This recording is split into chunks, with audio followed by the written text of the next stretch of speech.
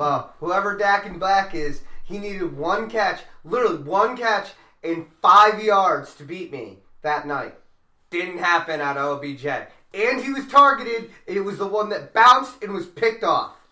Awesome. To end the game. I was like, thank you for the win, considering the fact that fucking what should be my higher performers shit the bed. Right. Yeah, DeAndre Hopkins got me like 6 points. Dude, I had a team, and I'm not shitting you. It was in our fucking keeper league. That team, my lowest scoring player, mind you, I have Godwin on that team. I have Waller at tight end on that team. Was Christian McCaffrey. Yeah. With 7 points. Yeah. Godwin literally tripled him with 23. Crazy. Literally. Ridiculous. Yeah, he's fucking a bust. Bananas. Looks like Dan Beebe made a bust. A free agent move, dropping Matt Prater, picking up Brett Maher. Yep. Did you do that because of playing the Dolphins? Yeah, partially. Listen, I know I gave you bad advice last week, but Brett Maher is like the most hot and cold kicker in the NFL. Like when he's on, he's going to hit from anywhere. Unfortunately, more times than not, he's off. Doesn't matter. They're playing the Dolphins. Here come touchdowns. Yeah, so you'll get like 6 points from extra points, but don't expect much in terms of field goals from him. He's not hitting them. Anyways, who did I play? I played I Front Your General Direction. Great name. Not a very humble gentleman. I don't understand this like win percentage meter. Because it's like, within 10 points, and it's like, you have a 36% chance. 10 points is nothing in fantasy. Sleeper kills me. Furthermore, Sleeper sucks. Good choice, Dan O'Shea. Shoo. I might do something stupid this week. I might start Daniel Jones over Patrick Mahomes. That is stupid. That is very stupid. Daniel Jones plays the Buccaneers, who's got a shit defense. Mahomes is playing the Ravens, who have the best defense. It's Patrick Mahomes. Yeah, I'm probably not going to. He's OP, okay? You always play Mahomes. He is 100% OP anytime he's on the field. What is OP? Overpowered. Okay. It's like if you play a video game and there's one dude that's just way too much and he constantly can kill anything. Michael Vick. That's OP. Yeah, Michael Vick, back when that was it when Matt 07? was there, is definitely OP. Trust me, you get to play with the Madden version of Michael Vick at 90, which I had the good graces to be able to do. That was OP. Because you know what? If no wide receivers are open, scramble, it's 20 yards guaranteed. You don't even need to hope that there's a receiver open. You just do it. I did that one game that I won in Madden. We were playing the Cardinals, I think. And I literally, every play was play action. I just scrambled Dak out to the right. Yeah, but, like, I'm playing the game, and I'm talking about, like, safeties like Tyrann Mathieu is coming in and he hit sticks Michael Vick, and Michael Vick goes, yeah, that's adorable, and just keeps going. I'm like, no, Michael Vick is probably dead if he gets hit sticked cleanly by Mathieu. Ridiculous. Oh, and by the way, in that keeper league, Luke Kuechly was a boss for me last week. Boss on that safety play. That's great. That is great. I will take that all day. You didn't win, but Luke Kuechly also doubled up McCaffrey's points. So there's that. Even though he's on fucking defense. So Tony, do you have a rant for us? You know, I do. Actually, I do. It's funny you should mention that. Bringing back. It's only been a while. Here's my rant. Here's my problem that I foresee happening. I'm pre-ranting about what's about to happen. Okay? Okay. Yes. The NFL and the owners need to stop being fucking bitches. Because that's what they are. I am sick and tired of seeing every single week, week in and week out, that a player is not happy with a situation because his team's playing like dog shit, or it's dog shit now that they've gotten there, or they've just developed into dog shit, and all of a sudden, I'm just going to stop fucking signing onto their social media. I'm going to remove them from my fucking friends list. I'm going to make a lot of bitchy statements, and I'm going to demand a fucking trade because I want to go to a fucking winner. The only person I'm happy for that this worked was Minka Fitzpatrick. Because even moving from Miami out of there, your fucking team is still shit. You know what? You move from a bad team to a bad team. You're not making the fucking playoffs, but maybe your life is a little less depressing living in fucking Miami. But we're about to see it happening. Jalen Ramsey's doing the fucking same thing. He wants out. Supposedly he said he didn't say that. Fuck off. If the I'm trade sure has he been said. pending, they're not just trying to ship you for the sake of fucking doing it. They would have just said you were on the block, not you demanded a fucking trade. Why would you lessen the value of your fucking trade if you were an organization? Get the fuck out of here. That makes no sense. Secondly, we're also seeing Jamal Adams. He fucking unfollowed the Jets. Removed the Jets from his profile as far as what is your fucking job. He removed himself from the Jets. Okay, so he's the next in line to probably want out of the Jets. Le'Veon Bell is on the sidelines fucking crying during Monday Night Football because he didn't want to play for the fucking Bills because he didn't want to go lose in Buffalo. Guess what, motherfucker? They're winning. You're in Jersey now, which is a shittier state somehow, and you lost to fucking Buffalo. Okay? So, what? Now the NFL has just become, let me whine enough that I'll get traded to a team so the chances are I can play in the playoffs. All you have to do is call your general manager a cracker. Yeah, but this is asinine.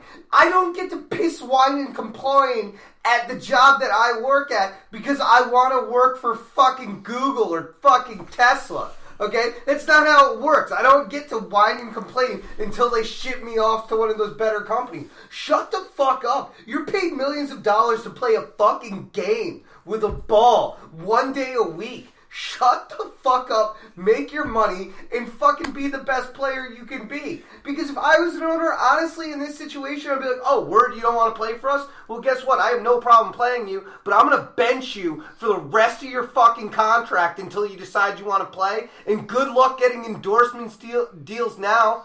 Maybe you'll fucking get some shit for fucking milk, because if you warm it up, you'll go to sleep, because that's what your relevancy is on the fucking bench.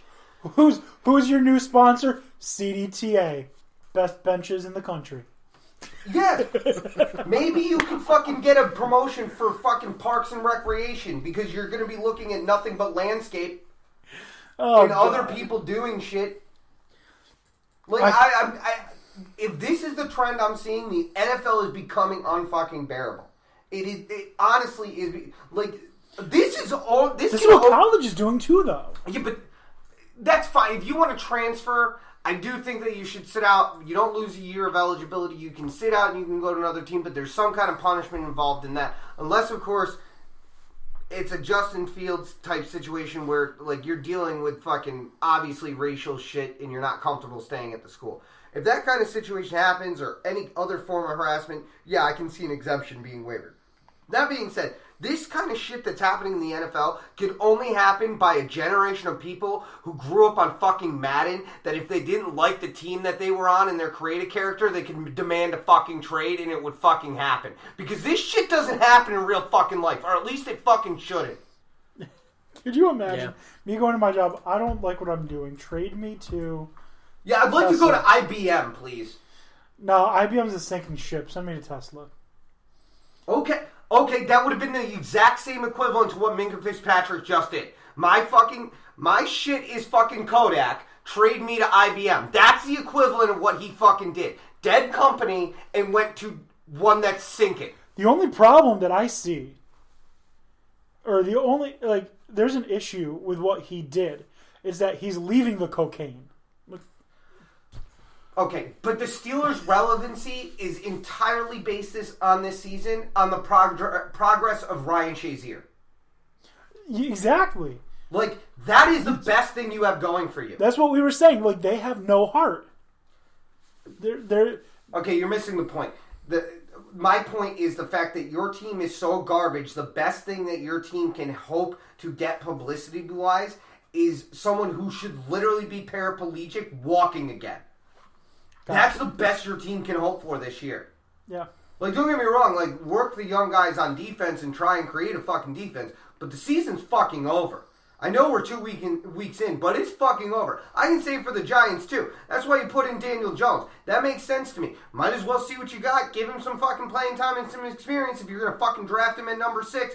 But accept the reality that your season is over. Again, you want to go blow smoke, have a cigarette. There's no argument at this point, gentlemen, that this is a rebuild. You can't say you can win now when this motherfucker 2 weeks in benches Eli. Like, it's not possible. Don't fucking Eli didn't even have it. He had a really good game against the Cowboys. Threw for over 300 yards, had a touchdown. Listen, fine. So this can't be because he's underperforming. This had to have been planned. They're probably just expediting it because of the situation. Why the fuck not? Because it's not like your defense is going to stop anybody. To be honest, Eli losing and Eli not performing well, one is because Eli makes mistakes. He's always going to make mistakes. As long as he can mitigate them, the team should be able to win because he's good at managing a game. He's always had the interception problems. Right, but he's always been good at managing a game. This isn't his fault. This is 100% on the defense. They can't stop shit. They can't stop anything at all. Nope. And you want to sit here and be like, oh, well, we didn't trade away that much on defense. Yeah, you fucking did. You gave away the house. No, you didn't trade away much on defense. You traded away Eli Apple. You just let everyone else walk. Well, that's the problem. That was it. You didn't preserve any defense. And what, Jabril Peppers is supposed to fucking correct that? That's part of the problem. That they didn't. They let Landon Collins walk and go to a fucking rival. They let him leave and go to the Redskins. Yeah, whatever. They let Olivier Vernon leave. You could have got something for them. Like, Landon Collins could have got you a third-round pick at worst. Yeah, but see, then that's also the fucking problem now that I have with the fucking NFL, leading off of my fucking rant, is that teams, like, announce that they want to trade somebody so fast, and teams just accept the fact that they're like, trade, fuck that, we'll just wait until you release his ass, and then we'll pick him up. I guarantee you somebody's going to pick up fucking Taco and try and get him into the lineup, and he may actually work wherever he fucking ends up. Who the fuck knows? He's lazy. He didn't want to play. So is Eric Flowers, and he's starting. I think Eric Flowers genuinely tried. I think he was just that bad. What? Nobody gets out of college and then in 3 consecutive years regresses from the year before. Like, you started off bad in the NFL and you got worse. And then when we were like, okay, this is the bottom. He can't get worse. We have to be able to make him better. He was like, oh, really? Watch this shit. And he got worse. I mean, and now he's starting for the Redskins. Which is why the Redskins have the problems they do on their O-line. I understand why the Redskins aren't fucking throwing Haskins out there. They're like, let fucking Keenum get killed. He's kind of winging it. And you know what? He's doing the best he can. You're absolutely right. But I wouldn't put Haskins behind there. That's just asking for a slaughter. It's just like David Carr. Like, he could have been a great quarterback. You just fucking killed him with the worst offensive line in NFL history. If he was even if he was what fucking Derek Carr is, that would have been a better career because it would have been a better fucking situation.